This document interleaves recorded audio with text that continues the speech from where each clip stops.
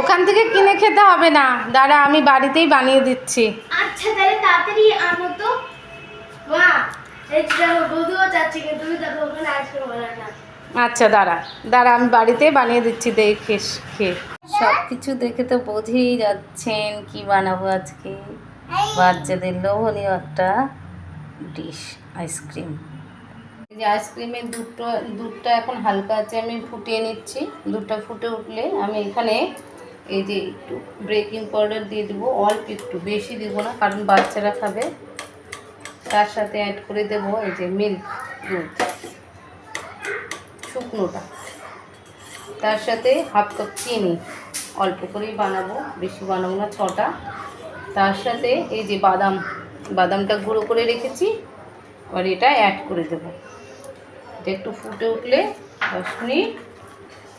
আজকে এটা তাহলে কিসের আইসক্রিম হবে? এটা আজকে বাদাম দিয়ে আইসক্রিম। বাদাম দিয়ে আইসক্রিম। এই যে বাদামের গুঁড়োটা দিয়ে দিলাম। এখন একটু ফুটে উঠলে আমরা এটাকে নামিয়ে ঠান্ডা করে ফ্রিজে রেখে দেবো। এই যে আমাদের আইসক্রিমের ইটার ঠান্ডা হয়ে গেছে। এখন আমরা একটা কাপের মধ্যে ঢেলে এই যে কিউবে দিয়ে দেব।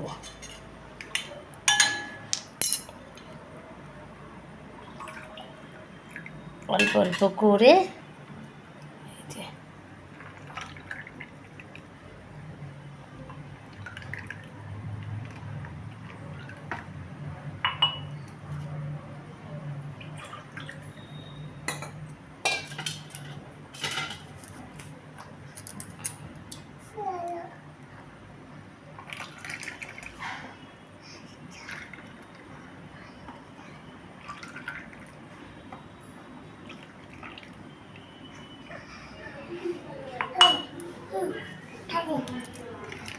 এবার এটার ঢাকনাগুলো লাগিয়ে দেব। এবার এটা চলে যাবে ফ্রিজারে। আইসক্রিমটা ঢুকে রাখবো। এই যে আমাদের আইসক্রিম তৈরি, ওরা খাবে বলছে তাই আইসক্রিমটা এখন বের করে নেব। এই যে আইসক্রিম নিয়ে এসেছি, তোমরা খেয়ে দেখো কেমন হয়েছে।